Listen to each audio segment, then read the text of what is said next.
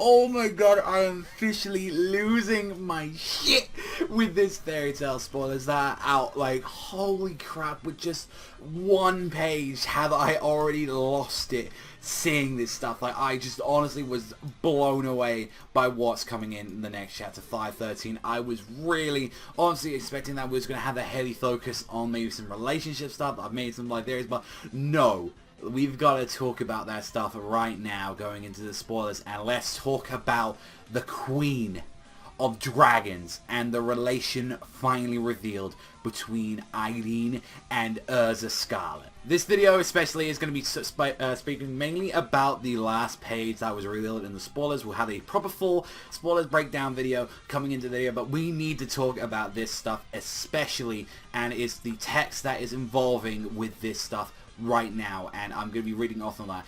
Irene, it reveals to Urza that she is Urza's mother.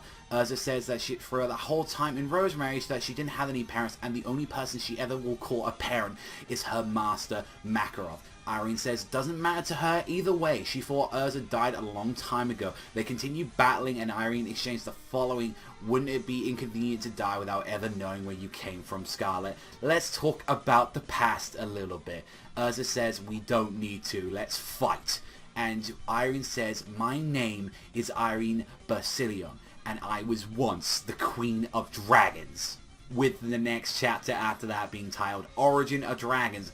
And as you can clearly see with what we're having right here, we see a young Irene there with a dragon, and her being known as the Queen of Dragons, seeing this giant silhouette beside her. Now this is the thing where we're going into it, like we finally got the confirmation now that she is Urza's mother. Now there's none of that stuff where it's like, did she come from the future? Did she come from anything? No. Full on, she's Urza's mother. That's finally confirmed. We finally got that out there, and I'm kind of happy that now, all like, you know, out of the 4 original members of Fairy Tail, we finally got to know about their parents. But the fact that she had such a relation to the dragons themselves, the thing that is scary about it is, like, you know, what the hell does she mean about, you know, like, knowing about the Queen of Dragons? And then, even with the endings, like, text and all that, like, Urza's secret crosses time and space. Now, this is something that involves time travel or something of the matter. The fact that she said, I was once the Queen of the Dragons, that really says something about that. Like, before Acnologia, like, made his reign, was she originally, like, the original dragon? You're like, is that something that we don't know about her? Is she an actual dragon herself?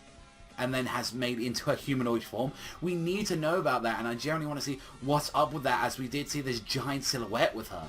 There's so many questions whether or not to go into this and that. We've seen throughout the entire Irene has been specializing in enchanting magic. That's been her entire thing, but never once has it really been into a description on that has been in or describing of the dragons. Even with Acnologia, like, you think like Acnologia would have been able to smell her or something, saying like, you know, I smell a dragon, or is it even when we've noticed all that he can sense the dragon slayer? So why is it that he hasn't been able to sense, like, you know, out of everyone, Irene? And that could go into the time thing that people was going on about, as she has talked about magic from the future before. Is she some, like, weird next generation, like, is, like, where she became a Queen of Dragons? Like, what's going on? Like, time travel is in this series, and the fact that the ending text was talking about, like, you know, this secret of Urza's is crossing time and space. We need to know a lot more about that, and that would maybe explain her destructive capability, because guess what? It's one of the most strongest things in this entire series, and it's dragons themselves. I just absolutely just, like, astonished just seeing this, like, and I honestly love the dragon design that she had, like, and seeing, like, her behind her with, like, its giant sword at her back ready, like, she definitely looks like a battle mage coming into that, and just the insane dragon form that she has, like, beside her, and it's just like, what is gonna be these next chapters? And this is always, and I think especially as well, this has been some of the favorite stuff recently in the Fairy Tail chapters, is when we're talking about more and more about the past. And that's the thing what Hero seems to be really good. Like, he really planned out a lot more of these origin stories and a lot of these past than what he did with something like the actual fights themselves. And even so, I absolutely love the fact that we are getting stuff of this. It is insane just thinking about all of this. We need to, like, think about her destructive capability. We need to think about her origins, where she's all coming from, and definitely something as well I think she has come from like the future. Like she's probably come from seeing the future, she's seen the past, and she's seen the present.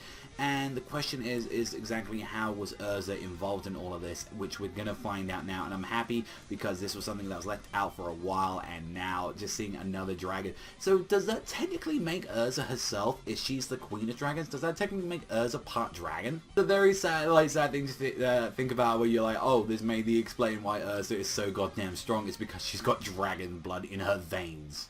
So I honestly really want to see this, and honestly, why was she abandoned after all this years? Like, is she someone like Natsu was like, since Natsu has been coming from like a past generation, he's technically from the past, and he was brought into like present time, so to speak. So I'm wondering about that. Is like, is this like with like maybe what we've seen with Urza? Maybe Urza's from originally from the future and went back to the past, like, or is it the other way around? Is she somewhere around about the time of Natsu? We need to know about these questions, and I'm very much excited for this. And honestly, let me know what you guys think in the comment section down below. What do you think about this chapter of Fairy Tail, and especially with this little like thing we found out right now at 513.